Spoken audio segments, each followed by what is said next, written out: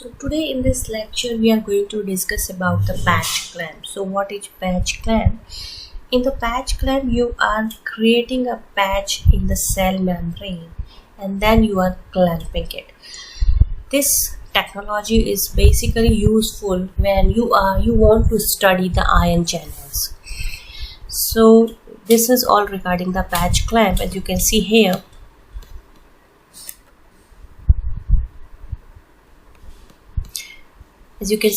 this is the patch pipette, and with the help of patch pipette you are creating this much of high resistance so that there is no air passing out. So there is a seal in between your patch pipette and the cell membrane, and now you can either study the single ion channel, or you can study the two ion channels, or you can study the all ion channels present in the cell. So this is regarding the patch clamp. So as you can see here, the patch clamp technique involves a glass micropipette, which is this one. This is the glass micropipette, this one. This is forming a tight giga ohm seal. I don't know why this color is coming. So this is your patch pipette, as you can see here, and it is forming a giga ohm seal. So giga ohm is the resistance. Okay, so the resistance is very much high. Okay, and what happened if the resistance is high? Then there is no other things are going on in between your pipette and your cell membrane. So here you can see this technique involves a glass micropipette forming a tight giga ohm seal with the cell membrane. The micropipette contains a bath in an electrolyte solution to conduct ions. So this is your micropipette, and we'll study how we can make this micropipette.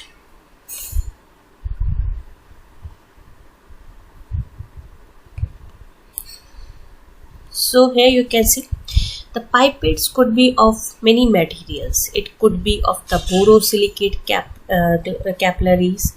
It could be made up of the quartz or the aluminium silicate, which are the other materials to decrease the noise ratio, or you can see for low noise recording. So the noise in your experiment are going to be less. Noise here means the fluctuations in the voltage, whatever you are measuring, or the current you are measuring. So there is a less number of noise. So depending on that, you can select so many materials for making the micropipettes. So if you are making the micropipettes, basically what happened, there is a company, Sutter Instruments and the Leica. They are having the instruments that can make these micropipettes, and even the Leica is providing the service.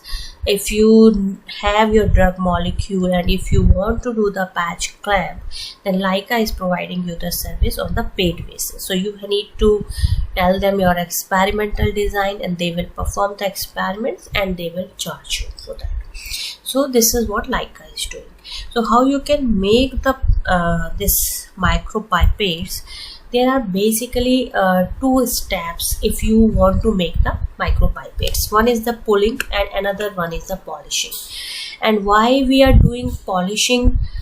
We are doing polishing so that you are not wrapped, because the purpose of our experiment is not to rupture the cell. The purpose of our experiment is just to make a patch on the cell so that we can study the ion channels. So this is the purpose, and therefore the polishing is important, because you do not want to rupture the cell. The first step is the pulling. So in the pulling, what happened?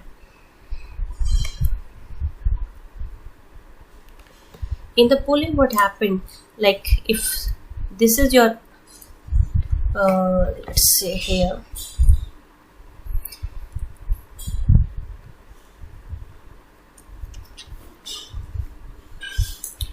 let's say this is your instrument. Okay, let's say this is a Sutter instrument,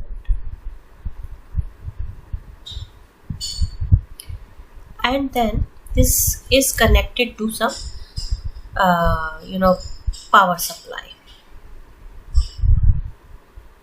or it may itself has the power supply or the program by which you can set the temperature and the velocity. So in this particular instrument, two things are important. One is the temperature, another one is the velocity.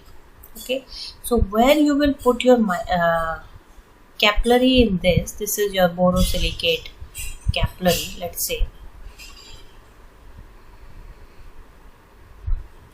So now you will provide them the heat, means you will set the temperature in your program, and once you set the temperature, then this will start melting. This capillary will start melting, and there will be the pulling bars over it, and these pulling bars will separate these capillaries. So if you are having one capillary, if you are keeping one capillary in this instrument out, at the end of your experiment you will get two pipettes. And why you will get these two pipettes? Because these pullers will separate them out. So this is the mechanism that is going on. So first of all, you need to provide the temperature, and because of this temperature, this will start melting, and this pulling bar will start pulling these pipettes separated from each other. So this is known as the velocity. If your velocity is very low, then you will get a pipette which will not have a very blunt end.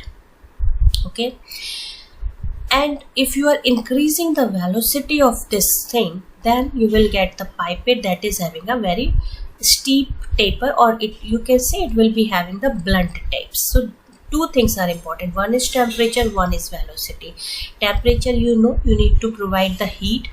And what is velocity? If you see here, the velocity is this one, the rate of separation of the puller bars when the glass first starts to melt. So let's say if your velocity is very less, then this pipette will not separate it out. Okay, this will not form the two pipettes. Then you will provide the next cycle, again the heat and again the velocity. So this is known as the looping. Okay, if you have many loops, it means your pipette is going to be having this kind of tip. If you have two less number of tips looping, then your pipette is going to be having the blunt tips. So this is the blunt tips. So you will get the blunt tips when there is less number of looping. Or you can see the velocity is very high. And what happened if the velocity is high, then these puller will, at the first step only, they will separate these pipettes, and because of that you will be having a blunt tips. So this is all regarding the looping, heat and the velocity. So three things are very important. One is the heat, that you are providing the temperature. Next is velocity, which is extremely important. If the velocity is very less, then there will be more looping, because this pipette will not separate at the first cycle of your temperature, and because of that there will be a looping. And then this puller valve, then you will provide the next time heat, and the puller valve bar will again do the same thing, and there will be a looping. So if you are doing the looping, then you might have the pipette which will not have the blunt tips. So here you can see the blunt tips means there are less number of looping. Less number of looping means at the first step of your cycle, or the second step, or the third step of your cycle only, this pipette is breaking and it is forming the two pipettes. So there are less number of looping. But in case if the velocity is very low, then the looping will be very high, because these pipettes will not, at the first step, they will not break down and produce the two pipettes. I should not use the word breakdown, it is like a separation. So this is the whole thing, you can understand. So now the next thing, as I said before, is the polishing. And for the polishing also you need an instrument that is controlled by a foot pedal, and it is having the platinum heated filament.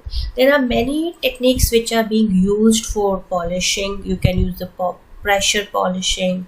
You can even use the kit that is available from this ALA Scientific. You can use Silkart.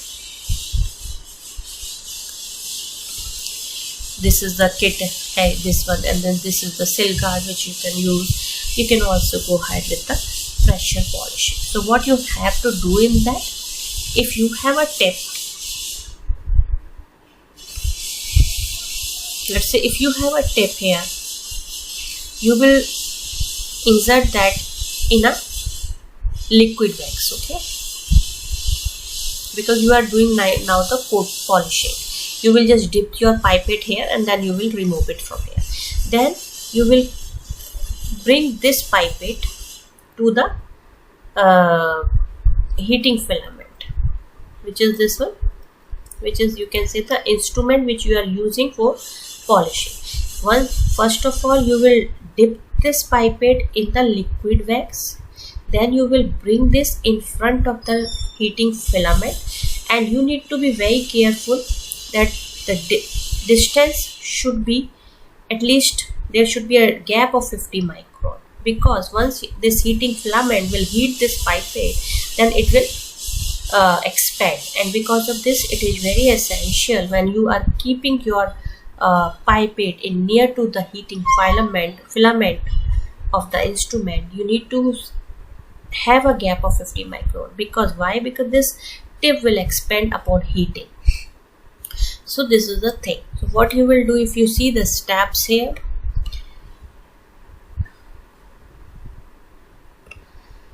dip the tip briefly into the liquid wax, place the pipette in the polishing apparatus and bring the tip 50 microns from the filament. You need to have a gap in between the heating filament and your pipette. The gap should be of 50 microns. Then you provide the heat pulse, and that is sufficient to remove wax from the tip of the pipette and smooth the glass. Now your pipette is ready, and you can go ahead with your patch clamp method. So what I told you, one more time I'm telling, when you are making your pipette, one thing that is important is the temperature. Next thing that is important is the velocity. And what is velocity? Is the rate of separation of the polar wars when the glass starts to melt. If this is the polar war, they will start separating according to the velocity that you are setting in your program. If your velocity is very high, this pipette will will give you, the one pipette will give you the two pipettes. Okay, if the velocity is very high. If the velocity is very less, then the looping will occur, and you will get a tip micropipette which will not be having a blunt tips. So that is the three things which you need to remember: looping, velocity, and the heat. And looping, as I said before, if velocity is low, then this pipette will not you will not get two pipettes out of this one pipette, and because of this, then again you need to provide a cycle, and then the looping will occur. And that depends. If the velocity is very, very low, then it can go for the 2 looping, 3 looping, 4 looping, 5 looping, and your tips will not be having any blunt end. So this is regarding the patch pipettes, how you are going to prepare them. Okay, then here you can see types of patch clamp. So there are many kinds of patch clamp which you can use. One is a cell attached patch clamp. This one, in the cell attached patch clamp, you are only attaching your pipette. This is your patch pipette. You are only attaching your pipette to the cell membrane. Okay, so you are not disturbing the cytoplasmic portion of the cell. So when you are performing this experiment, this is the advantage which you are having, that you need not to provide any intracytosolic solution in your pipette. Okay, because you are not disturbing it. The next thing which you need to remember it, when you are setting up your experiment, do not change the potential of your pipette to -70, because the potential of your membrane is minus 70 millivolt. If you change your patch pipette potential also minus 70 millivolt, then what you will get, the delta patch will be 0 millivolt. And because of that, what happened, the ion channels, the voltage gated ion channel, almost every voltage gated ion channels will open at that time only, and that is what you do not want. You want, when you are adding something in this patch pipette, there should be something with the ion channels, but not just because you are changing the outside potential, you are getting a current, then your experiment is going to be disturbed. So you need to be very careful when you are performing the cell attached patch clamp. Do not change the potential of your patch pipette to the minus 70 millivolt. Why? Because if you will do so, even though you are not doing anything, you will start getting current and voltage in your experiment, which you do not want, because you want to test some drugs or chemicals in your patch pipette solution and see what is the effect of that thing on the ion channels. Okay, so these are the things. You do not want that just because you are changing the outside potential you are getting a current. Okay, so to avoid that, it is very essential you should not change the patch pipette potential to minus 70 millivolt or near to that. If you will go near to that also, the ion channels, all the voltage gated ion channels will open, and that's what you do not want. That's not the purpose of your experiment. You want to test something, you want to test the drugs, you want to test some molecules.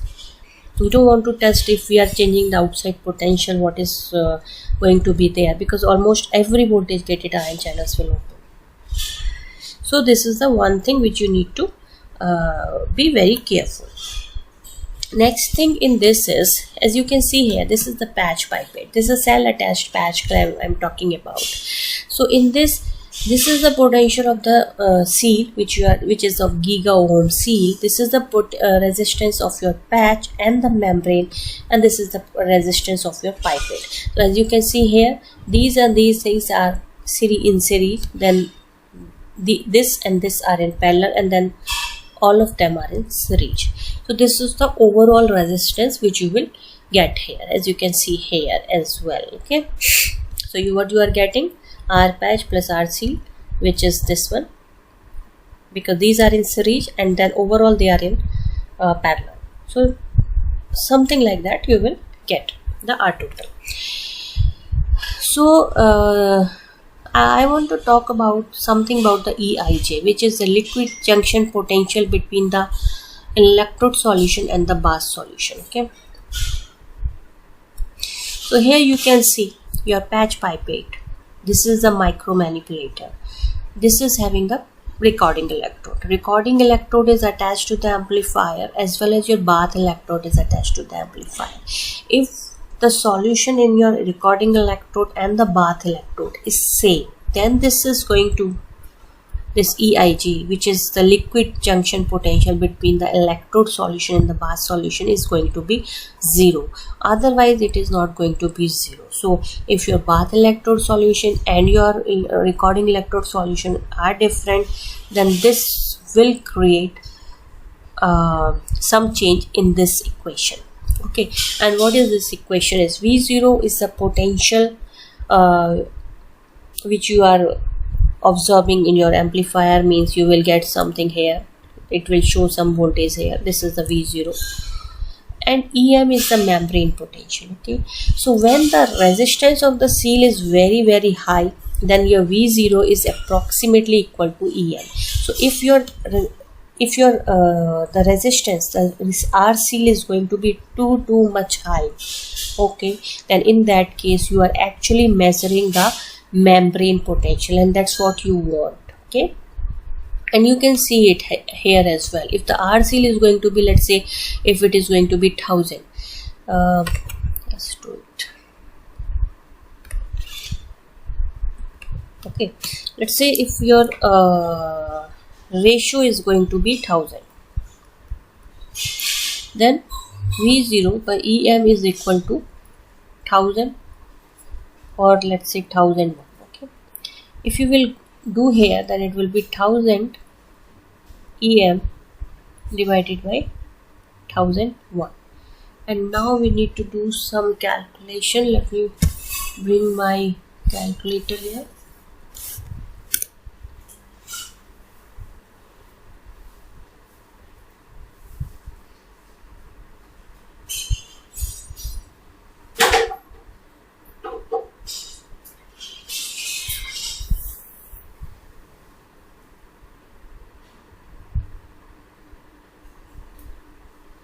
So in your calculator, I'm just doing it. So it will equal to something like 0.9. Okay, so which you can say 1 approximately. So you can say V0 is equal to EM. So when your resistance of seal, when this R seal is going to be very high, when this is going to be very high, the ratio is going to be very high, and then actually you are measuring the membrane potential, and that's what you want.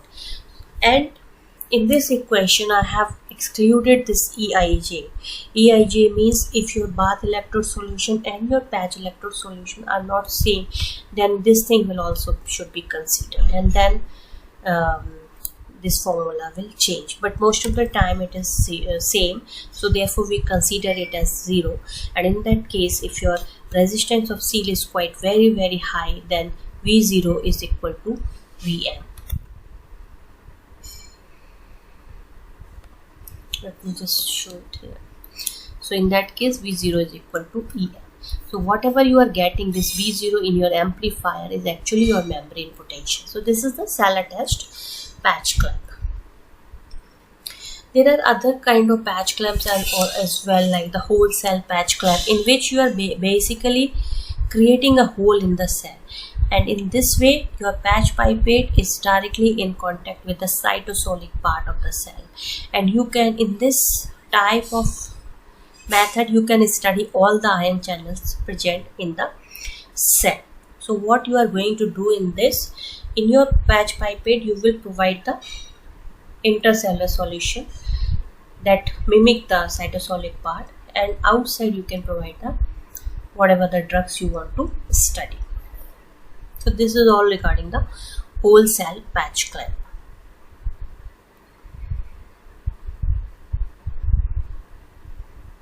Okay, so let's see what is this driving force. Driving force is equal to the potential which you are observing and the membrane potential, which is the equilibrium potential. For the sodium it is plus 55 millivolt, for the potassium it is minus 75 millivolt. Let's say if you are applying a voltage of 0, okay, so what will happen? Let's see that. If let's say if you have 0 millivolt to drive,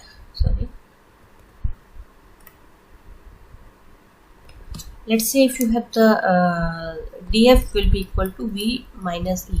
Let's say if we are providing a 0 millivolt, then what is the membrane potential for the sodium is this one. How much current you will get? Minus 55 millivolt. So because it is negative, so it will be the inward movement of the sodium ions. So sodium ions will move from outside of the cell to inside of the cell, and therefore it is called the negative current. When this symbol is negative, then it means there is a current which is inward current. Okay, so current will be very less. Now what happened if you are increasing the voltage to, let's say 50 millivolt, okay, then how much will be the current? Is going to be minus 5 millivolt. Okay, so something like that you will get this much, then this much, and then this much. This is, let's say, minus 55, then this is minus 5, something like that. And let's say if you are applying the voltage of 100, then how much will you get? Plus 45 millivolt is the driving force. So plus means the outward. Now the sodium ions are moving outside of the cell membrane. So here if you see here, then here they will start moving the outside if the current is positive. Okay, so this is the outward movement. So you can do this experiment. That's what scientists do. They are applying lots of potential, and then they are seeing what is the current flowing, and then they are making a chart out of it. So this is the driving force. Driving force is what? The potential which you are applying, and the potential which is the equilibrium potential for the sodium. Let's say you are blocking other channels in that case. Okay,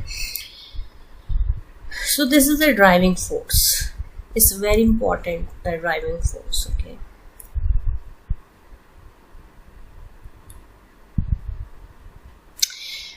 this is like the outside out and the inside out patch clamp. In the outside out patch clamp, your pipette is in contact with your inside part of the cell. So let's say this is the cytosol.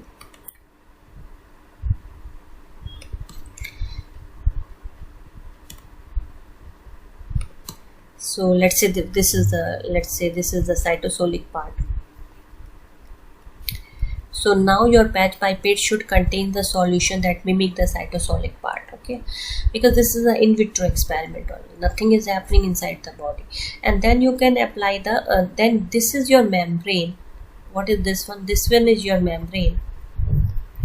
And now your membrane is contact with the bath solution. And in this bath solution you can add drugs or whatever, the neurotransmitters and all these things you can add and study that.